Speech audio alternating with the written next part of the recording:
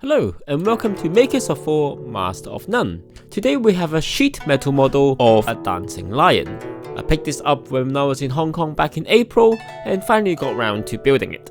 Normally when we think about sheet metal models we think about Metal Earth, but this is not one of their models. I have done models like this before. The first one was from Metal Earth, the Black Pearl, and the second one was from a brand called Tenyo, Char's Saku Suit from Mobile Suit Gundam.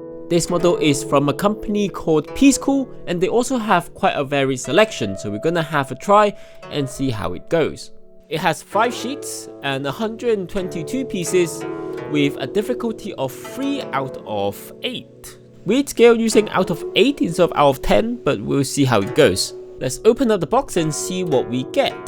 This is a very airtight box. The air pressure is preventing me from opening it, so it's a little bit of a struggle.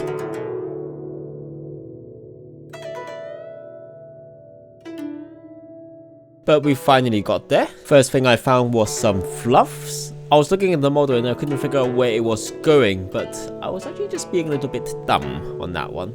Then we have a piece of paper telling us where the pieces are on each sheet. The 5 sheets of metal, they are mostly gold with a bit of black and red edge on them, which is pretty cool. From memory, they feel a bit more flimsy than the Metal Earth ones, but I could be wrong. There's also an extra smaller piece for spares. And the instructions, which comes in 2 double-sided pieces of paper. A total of 25 steps. And let's start the build, shall we? And to do that I'm going to use my nail tools, long nose pliers and clippers from Coolpiece as well. I remember the last time I was building these a couple years back, and not having the right tools to bend them really bothered me at that point. So I got some proper pliers and nippers. We start off with the top of the head, and we're going to run into one of the main issues that I have with this build, which is curvature. Now obviously the sheet metal it came in is flat, but we're trying to make 3D objects out of this, and a lot of the times these objects are curved like the top of the head. Because I'm bending this by hand, I don't always get the curvature right on both pieces, and that's going to cause troubles going forward. In the instruction it recommends 2 methods of hooking up the pieces. One is just a 90-degree angle on the tab, and another is 90-degree angle and then a twist. Now it mostly recommends a 90-degree bend on the circles, and I'm not too sure why, because it doesn't actually provide a good hold for it. So I've been defaulting to the twist and turn to lock it in place. This might bite me later on, but I think a more secure connection is probably better. And I suppose the start of this model is an indication of how well the rest of this is going to go. 15 minutes in and we still haven't finished our first piece. After that is another 2 domes, which I think is the horns of the lion? I'm not too sure. I've seen this on every single dance line that I've ever seen in my life, but I don't actually know what purpose it holds. Then comes the eyes. We have a flat piece to cover up the bends of the head, and then a dome that goes on top of it as the eyeballs. Now I've been using my fingers versus the end of the pliers to help me bend the metal into more of a spherical shape. As I'm quite new to this hobby, I'm not sure whether there are tools to help us bend these into proper spheres. But also from what I can tell, the metal pieces themselves are cut out to be very flat. If you think about the 3D object, a sphere, and you're trying to flatten it into a 2D shape, then you wouldn't want the edges to be flat. You want them to be curved so that when at the end and you try and put them together, it becomes a nicely curved sphere.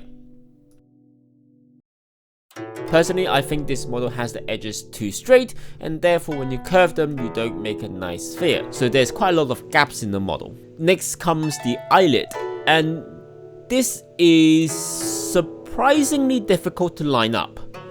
I'm not sure why, and I don't want to blame it on the model itself, but I'm gonna blame it on the model. I have tried for so long to try and put the pieces together that I have to take a break in the middle so that I'm not getting too frustrated and just break the model entirely. And on one side of the top eyelid, I tried so hard that I've actually scratched off the top etching on the eye. The bottom eyelid went on easier than the top eyelid, which is still loose at the moment. I keep picking at it, but I don't seem to make much progress. Already needing a break, but not wanting to stop progress on the model, I started on the ears, which are quite perky and they point towards the back. Then we come towards making the horn of the lion. I'm not sure why this lion has a bulb and a horn, but we're gonna go with it. So the horn comes in a multiple of parts. There is the base of a horn, the midsection of the horn, and then kind of a spherical shape at the end of the horn. Now the middle section of the horn is kind of barrel-like. So you have to fold the piece around kind of like a barrel to form a cylinder. And because I was doing it so many times, trying to get it into shape, pushing it backwards and forwards. Damn it. I snapped it. There's only one as well. Oh well. So, I guess no more horn for this lion? Does a female lion don't have a horn? We'll go with that. It's a female lion now. The base of the horn is weird as well because it doesn't seem to not want to conform nicely. So I guess it's a good thing that we're just going to scrap the horn. After that little incident, I definitely need a break now. So 3 days later. So a new day, and I started off with trying again to attach the eyelid, and I didn't get that far. The left side went on a bit easier than the right side, which at the moment is still flapping loose. To give myself something else to work on and distract myself from the difficult assembly, I started working on these two flaps. I'm not sure what they are, but they're flaps. I guess they're extra ears or they're just weird. We now also have the upper lip of the lion as well, or I guess the top snout. And we also have some golden balls to go on it as well. There's a little ball-like ornament which has a similar barrel-like construction to the horn, so I'm taking lessons learned previously, bending it very slowly and gently to make sure I don't break another piece.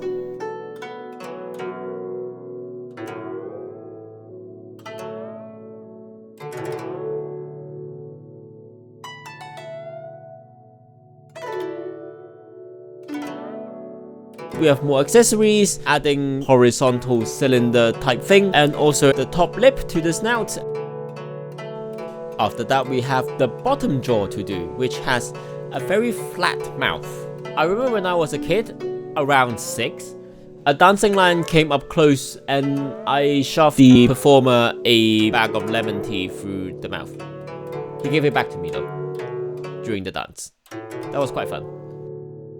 Now I'm starting on the lower snout and the neck, which essentially are 2 rings. I take care not to snap the very thin bottom snout. The neck have some little domes on it for decorations, and then it's just a case of fitting them all together.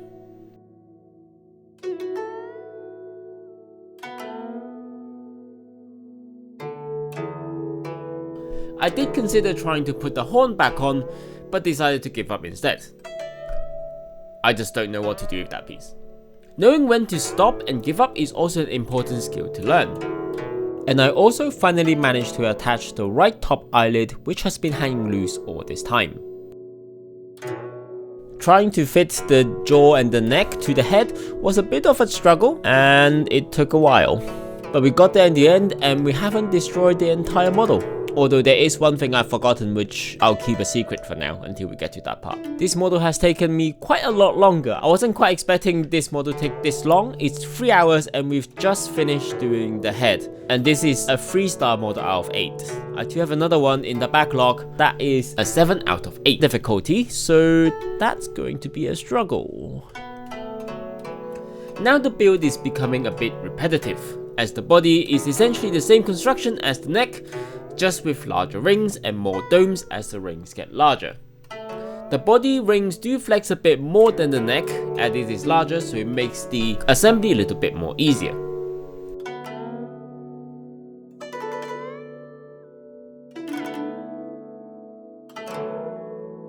Once we finish building the body, we do get a little bit of a break and start doing ornaments. But they are the type of ornaments which I don't quite like, because it's like the top of the horn, where it is trying to make a complete sphere out of a barrel shape. And we know how that went last time. And I'm getting bored of this model fairly quickly. Luckily we didn't break anything, and we are going to move towards the legs. We have a trapezium shape for the legs, and a couple of rings to go on top of the leg, and all of those attached to a flat bottom, which we are going to connect that with the body. There's another ornament which we're going to do, which is the scroll coming out of his mouth. This is very common in performances, so I'm glad they included this little detail. The scroll here says 招財進寶,招財進寶, which literally translates to calling for fortune and getting treasures. A common phrase used during the celebration of Chinese New Year, as well as for new businesses opening up. Again, I'm having trouble trying to roll the sheet up into a nice cylinder. I can only do my best here, trying to use what I have at my disposal.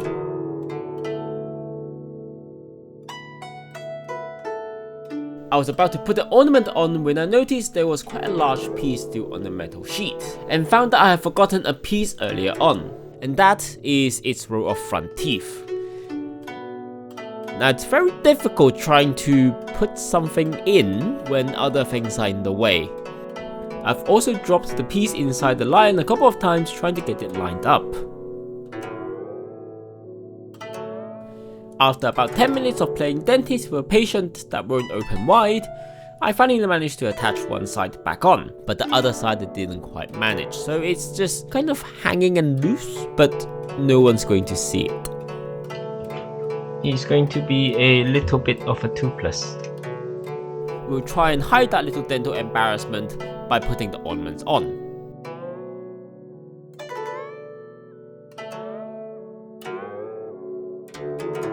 We then proceed to spend the next hour completing the model with lining the lion with fluff, which I completely forgotten about that it was a thing I need to do.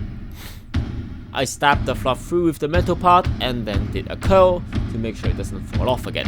And here's a look at the final results.